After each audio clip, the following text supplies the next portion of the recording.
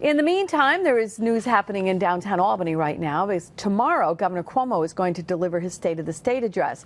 But first, some groups at the Capitol are delivering their People's State of the State address today. And Pat Bailey joins us live now in Albany, and you can hear that's a noisy one you're at, Pat. Yeah, it's really tough to hear you, Liz, because they are very loud here on the steps of the Capitol, on the State Street side of the Capitol, just outside the governor's office. And the governor, of course, giving his State of the State address tomorrow. We know he will be talking about gun control.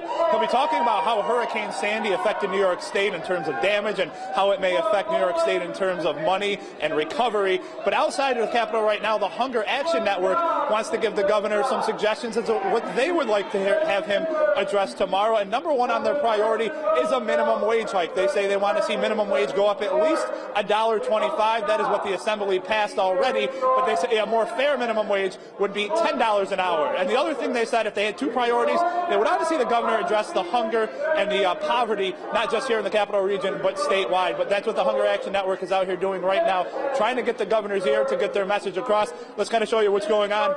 As you can see, there's probably several dozen people behind us now on the steps of the Capitol. As we go through here, people are on the megaphones. There's representatives here from unions, also representatives here from labor unions as well. So listen in live if we can for a minute.